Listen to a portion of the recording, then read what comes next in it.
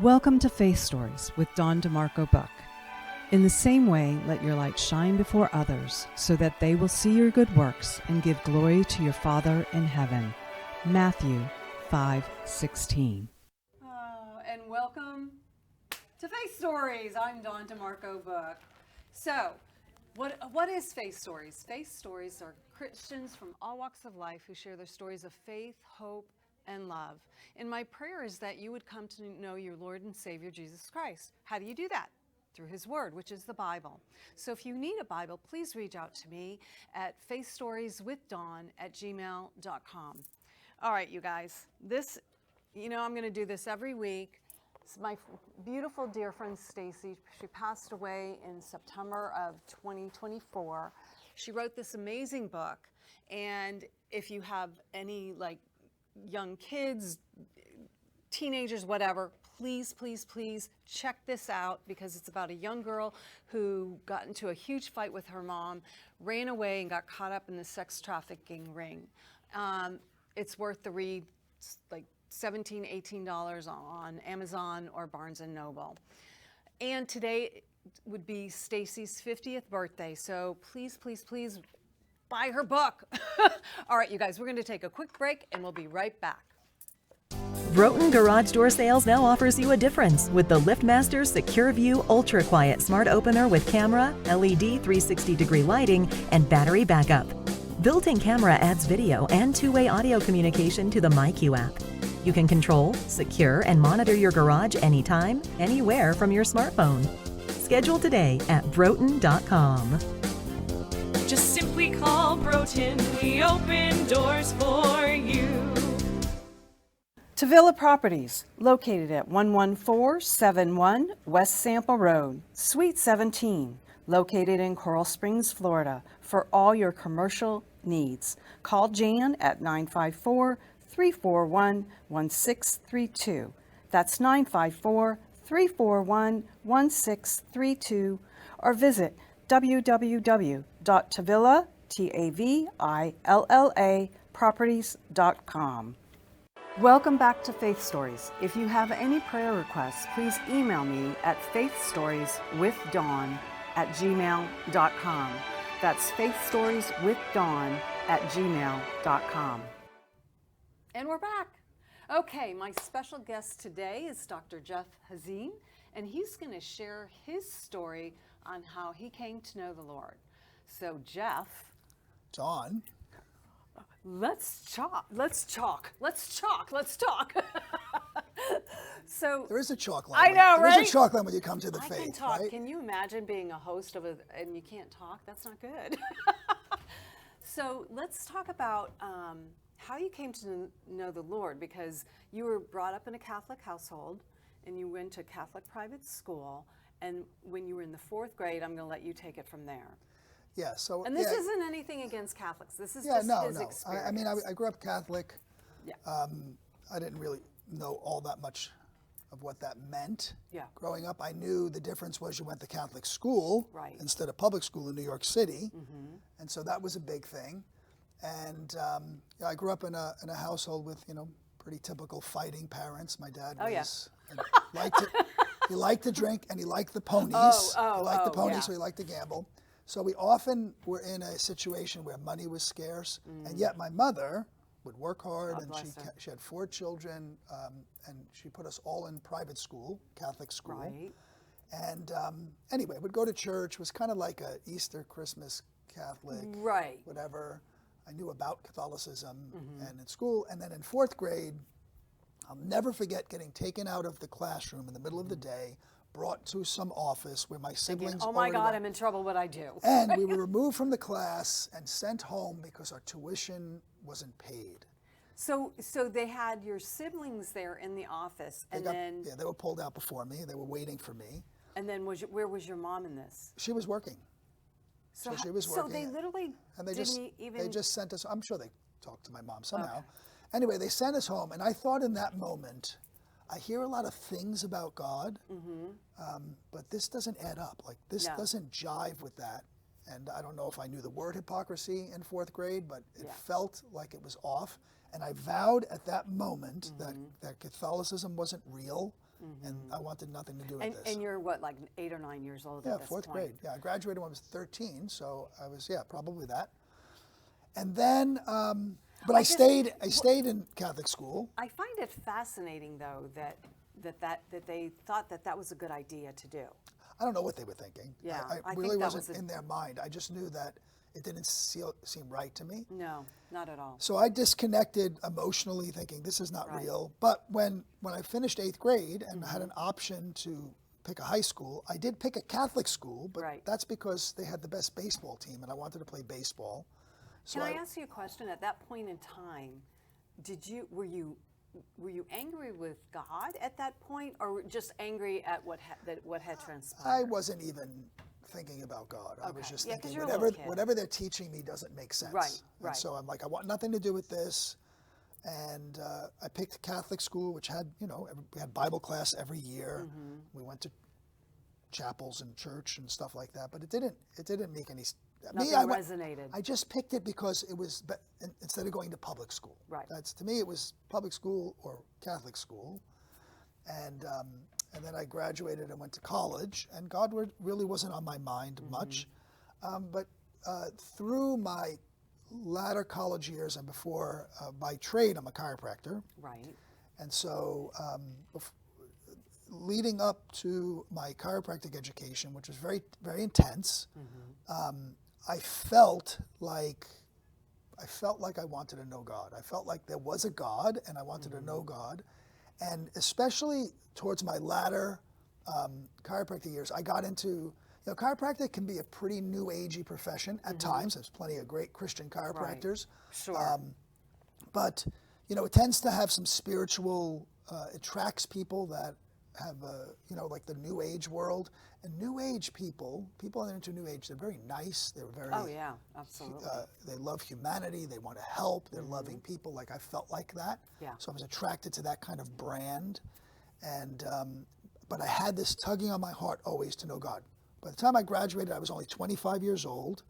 I got married right after that to my first wife, which was a disaster. It was a disaster going in. It was a disaster going in. I didn't know any better. We were dating since 19. Anyway, that's a different story. But all I know is I had this life. I had this amazing house in Westport, Connecticut.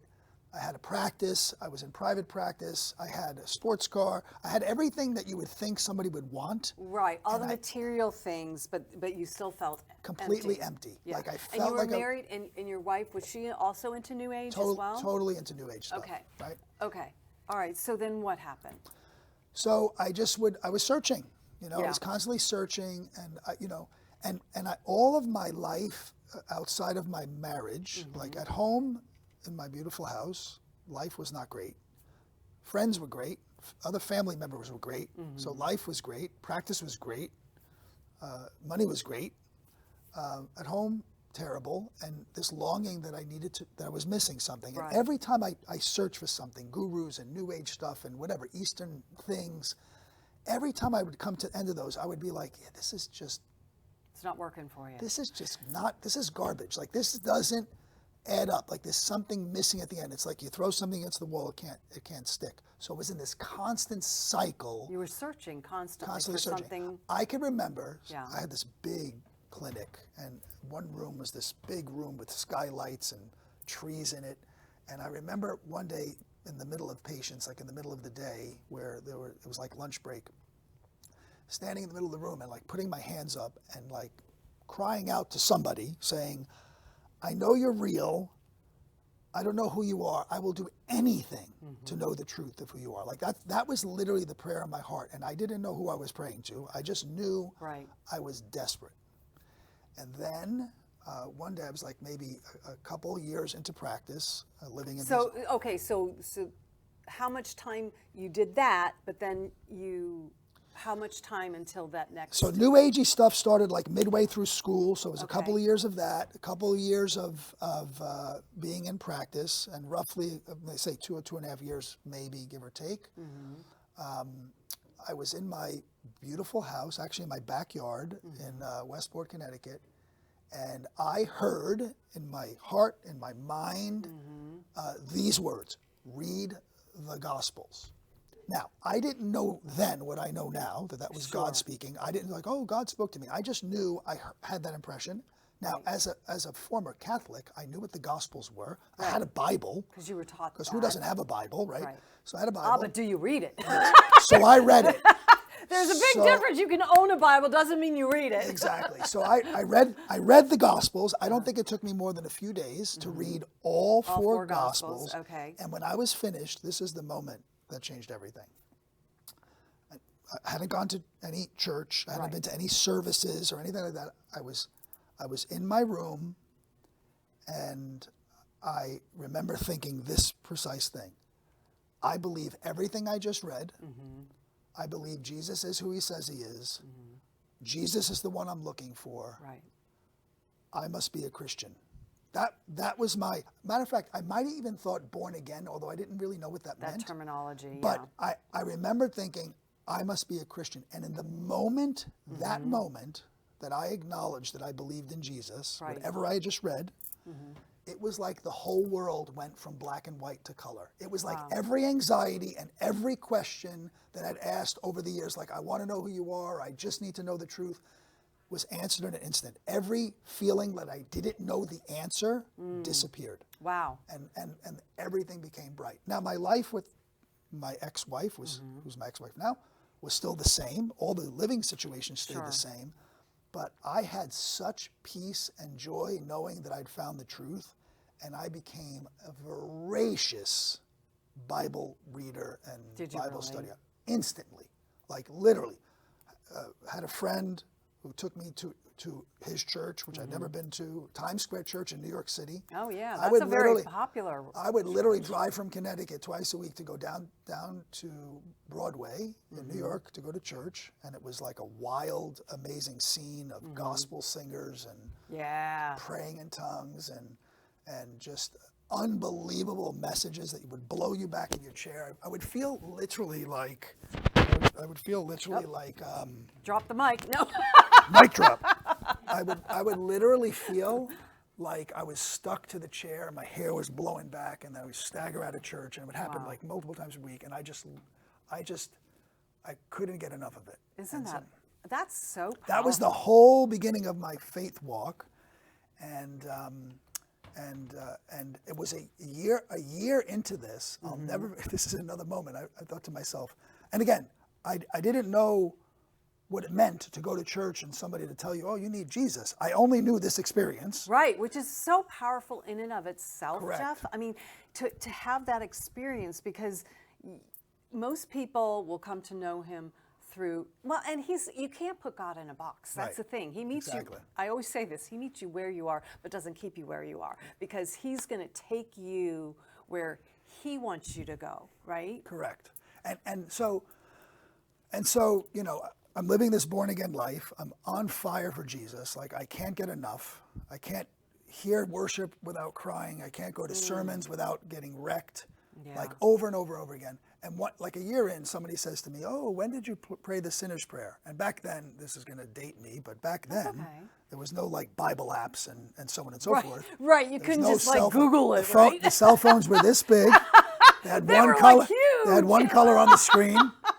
My brother had one of those big old ones. And so I remember having a Strong's Concordance, that big thick book, and I kept looking up sinner's prayer, and I'm like, I can't find not in there. I can't find sinner's. I don't know what a sinner's prayer is, and I'm just too embarrassed to ask somebody what that meant.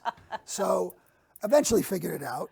But then I realized, you know, You had already done that, though. I'd already done that. And then You don't have to. I mean, you don't have to say the sinner's prayer. You already gave your life to in that Christ. moment, I said, I believe Jesus is who he says he is. I believe That's what I it. just read in these Gospels. He's the one I've been looking for. Right. And here's the thing, what I realized over the years. So now we're talking 32 years ago. 32 years ago. Yeah. And I can honestly say, in 32 years, I've never had a day in 32 years where I wasn't so in love with God and so on fire and so desperate to know more. Like in 32 years, I've never experienced, I don't understand what it means to not want to read the Bible, not want to learn, like, and so I realized over the years, like I look back, right? Okay, of course, I went back and I said, well, that was clearly God speaking. Right. Read the Gospels. Okay, that was God's voice. Okay, now I know what that sounds like. And as I've realized, you know, and understanding and study theology and teaching the Bible over the years, I realized that that was God's grace at work. Oh, that gosh, whole yes. time, No doubt. that whole time, God was tugging on my heart, calling me, speaking to me. I didn't know, but he was preparing me. And I was searching here and said, nope, that's Right. not it. And I was searching here. And the Isn't moment that the I truth? went Yep. and found the truth. Now, again, as a Catholic, I knew about Jesus. I knew about the Gospels. And then I did go through this period of feeling really ripped off by the Catholic Church. I was like, all you had to do is explain it to me. Like, explain the a born-again the personal experience with me. relationship. And this is what I've been saying over the years, and I'll speak about Jesus anywhere to anyone at any time. But, you know, and unfortunately, a lot of people think they know the Lord and don't know the Lord. And I always just ask, look, just tell me this. Tell me about your born-again encounter with Jesus. Yeah. Like, if you can't explain that, Yeah. like, you can't meet Jesus and be the same the next moment. Something you change. happens, You and change you'll know what that for means. the good, because you want to share him, you know, and you want people to know who he is and how he can save you from destitution and just the stuff that you walk through living life on earth, right? 100%. So some years after that, I meet my wife. My ex-wife leaves me. She, you know, it's funny because I even before I was a Christian, I didn't think I would ever get divorced. I just said, listen, I made a decision. I married her, even though I knew I shouldn't have at the time. I did anyway, and I was going to stick with it. And then I became a Christian during that, and I'm like, well, now I'm definitely going to stick with it. Now you're not equally yoked. And she but came to that's- me yeah, a few years into that and said, I want a divorce. yeah. And so, not to belabor that story, I let her go. Right. I gave her everything, and I move on. A year later, I meet my wife, my current Which wife. will be on next week, and we'll hear her 26. story. We just celebrated 26 years of marriage. Congratulations, that's awesome. And I meet her, and she, you know, I met her on a mission trip in Central Mm-hmm. America.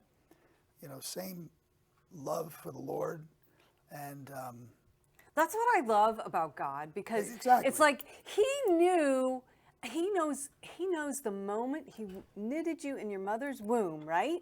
And he knew that you're going to meet your future wife, Andrea, at that mission trip. 100%. Oh my My gosh, friend, who became my details. Christian friend, who took me to church, and to this day is my friend. I text me, matter of fact, on the way here. Aw. Been friends for many, many years. He told me one day, this is like a year before I met my wife, he says, we have to pray for our wives. And of course, I came out of this thing, which I knew nothing, zero. Right, about I didn't know what it praying and meant. asking, right? I didn't even know what a good marriage looked like. I only knew what I never saw one, never experienced Right, one, 'cause I your didn't have one. Right? And so I didn't know what that meant, but I started meeting with him Fridays. We would meet together to pray for our unknown wives. Our future and, wives. And a few months into that, I started getting a vision of the feelings I had when I was romantic feelings, not sexual feelings, like romantic feelings of what it would be like to be in love. Yeah. Like remembering what it was like when I was a teenager, like dreaming about meeting a girl and so on and so Right. forth. And I started praying those things, what it would be like when I met her, what it would be like to love her, what it would be like to be attracted to her, and comparing these things to the feelings I had in this previous life, and saying, I never want that again. And I said, God, I'd rather be single than that. Well, yeah, you don't want to be in a bad relationship. Never again. You know, I mean, it doesn't do either one of you any good, you know, and that's not what God wants for you anyway. He wants you to be equally yoked. I'd like to say, Dawn, I would have stayed with her if she wouldn't have left me, because I was committed to do that. I don't know if it would have been any different, and I don't know if that's actually even true. I mean, Right. I know then I was saying that, but the opposite then is that I prayed, I said, Lord, I want to be more in love and more attracted to my wife every day the rest of my life. Right. And that was 28 26 years ago? Well, we've been married 26 years, so that prayer was a year and change before that. And that's what it's been like. So we moved to Florida, and So were you still married when you met Andrea? No. Okay, so you were No. done with your a wife year, at the year, time. year later, Okay, give or take, okay. right? Just a year. And but a year of prayer with my friend. Now, I Right. had a vision now. Listen, I prayed 13 years for Yeah, my husband. exactly. So So when I met, was like, what? When I met my wife, when I met her, I wasn't necessarily looking, but I had been praying. Right. And everything I prayed about, how I would meet her and how I would know, like it all happened in an instant. So it was very fast. Like we were married from the day I told her May 27th, 1998. We were married 7 months later. Oh, wow, that is fast. And Woo! when we met. There you go. Go God. But I told her 5 days after we met, so it was pretty amazing. So she said, her answer was, I said, you're going to marry me and spend the rest of your life with me. And she said, that sounds crazy, but I think you're right. And so that's... I think that's so incredible. So that's 27 plus years ago that we had that conversation. Anyway, we moved to Florida after she finishes school. And then, you know, I'm in practice. And you're both chiropractors, Both by the way. chiropractors. Yeah, right? hello. So we set up a practice here, and then, you know, I'm in practice for many years. And in 2004, God calls me to write a book about things that I've been learning in my faith. And I'm like, I'm not an author. What am I, you know, and God, I write that book anyway. And I start getting the feeling like this end to professional practice is going to happen at some point. And I start actually even desiring it. That book is published in 2006. I thought I was going to leave practice then, but as God has it. God's timing, not ours. Not my timing. Yeah. Right. He's like, not yet. Well, that took 7 more years. And so in 2013, I left practice and spent most of that time in kind of like parachurch ministry-ish. And What is that parachurch? Meaning I wasn't operating a church. I was just doing ministry activities. Oh, okay. Thank you not for a clarifying that, because I wasn't then, quite sure what and that then meant. I started having friends say, you know, we need to start a church. And I was like, yeah, not me. I'm not doing that. And then God laughs. And then I did that for a while. I said, when the Lord says, and then the Lord said. That's the thing I didn't about necessarily God. like it, but that happened. It's like, okay, I want you to do then this, in and you have no 2009 choice. Yeah, so in 2019, we you know, I went from Dr. Jeff to Pastor Jeff. I couldn't even say Pastor Jeff. I couldn't even say it. I said, this is the most bizarre thing. But I did love the Word, and I did love to teach. And I knew I could teach the Bible, and I knew I could disciple young people, or any people. Right. And so I just launched into that. That became our new life. I literally left practice. I still have a chiropractic license. I still have some patients because I do nutrition and consulting and stuff like that. But it's very few hours a week, and most of it is just ministry and counseling and discipling and so on and so forth. That's my full-time life. Is it really? Okay, so you guys do church on Friday, right? Friday night. Friday night, and it's in your home? In my home. That wasn't the original plan. I love the home church. I mean, it's literally a formal church. It's beautiful. It is a beautiful setting. It's a beautiful to host setting. A church. Yeah. It's beautiful. There's ups and downs to it. Like some people think home church is not real church. I mean, we literally have a church time, worship time. Like it goes on. Like if I travel and leave, it still happens. I have a co-pastor. Like everything. The home is a facility, but the home also gives you that like first century feeling. Right, because that's which what is hello, really amazing. Read the Bible, read the And before. so You know, it has like its its ups and downs. Right? building. Your house is a center. Like I mean, it's like the other day I came home and there was somebody in my backyard, just using my backyard. Now, we live like that because we're like, hey, it's like a community center and people take us seriously. They use it like a community center. So like we have one of those. It used to be a key. Remember the key? Now, now there's a code on the door. Number. Every once in a while, my wife and I are like, maybe we should change the code on the door, but we're not going to do that. No. You just feel that way sometimes. Every once in a while. Anyway, so church on Friday night. That was something that happened like, I want to say, the first year we moved to Florida. I was having these, you know, I wasn't scheduling it, but I had this time with the Lord. And I all of a sudden, so you hear my testimony. I've never felt away from God, but I did have a season in like 2001 where I felt like all of a sudden I was missing something. But none of my external life, you would think, none of it made sense. Like I was married, had one child at the time, was in love with my wife, had a great practice, was love the church we were going to at the time. Like I didn't have any external reasons, no prevailing sin. I wasn't like hiding anything, like nothing. But all of a sudden I felt like I was missing something. And it was like a 5.5 month period that I went through that period of time. And it culminated with, in a way, by visiting the chiropractor that was working for me. And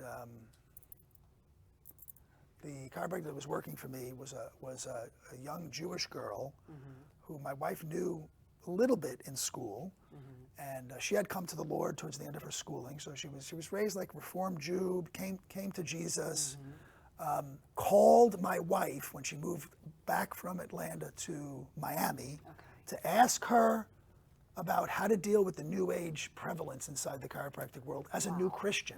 And she was about to take a job in an office that was a little New Agey. Yeah. And she said, call Jeff. He's been in practice for a lot of years as a Christian. And so I called her and... Let's pause it there because we need to take a quick break. Okay. And we'll be right back. All right.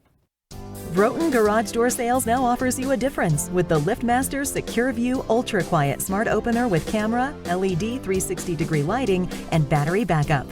Built-in camera adds video and two-way audio communication to the MyQ app. You can control, secure, and monitor your garage anytime, anywhere from your smartphone. Schedule today at broughton.com. Just simply call Broughton. We open doors for you. Tavilla Properties, located at 11471 West Sample Road, Suite 17, located in Coral Springs, Florida, for all your commercial needs. Call Jan at 954-341-1632. That's 954-341-1632, or visit www.tavilla.properties.com.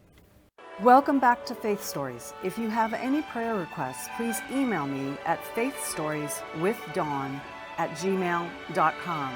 That's faithstorieswithdawn@gmail.com. Okay, Jeff, let's wrap that sucker up. Yes, we'll land the plane. So she called you. So she called me, and instead of, I said, well, I have a great idea. Why don't you just work for me? I hired her. She became a friend of the family. Eventually, she got married. Her husband became one of my best friends. This is 20 plus years ago.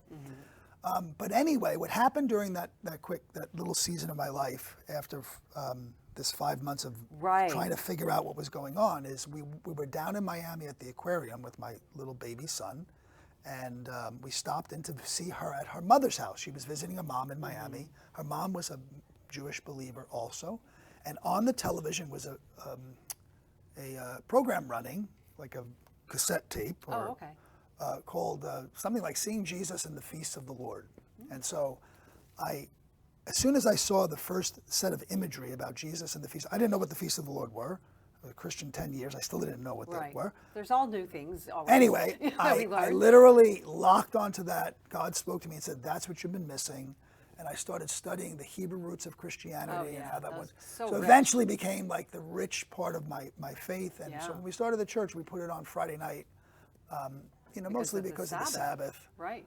But also because it was convenient for us to do that. But yeah, that became that. And so that when we teach in the church, we teach the Hebrew roots of our faith, we teach about discipleship, we teach about the kingdom, and we teach about the authority of the prophetic understanding of the scriptures. So that's kind of the pillars of what we teach. Awesome. It's very intellectual. It's like a Bible college. My wife calls it more of a Bible college than anything. I know my husband would love that. I print like extensive notes. Like an average set of notes for a sermon is somewhere between 30 and 100 pages. Wow. Literally. So if someone wanted to go to your church, what do they do? Well, you just show up. Show up? Well, yeah. You go to the website. KingdomEmbassyMinistries.org. Awesome. Kingdom, just like it's on KingdomEmbassyMinistries.org. The service times are on there. All the messages are there, videos, notes, everything, all available. Awesome.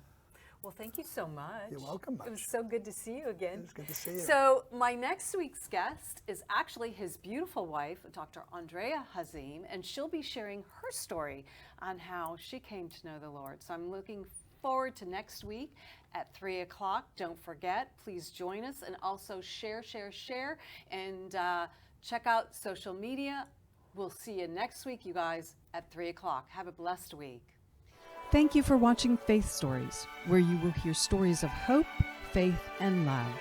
Please join us next week, and remember, God meets you where you are, but doesn't leave you where you are.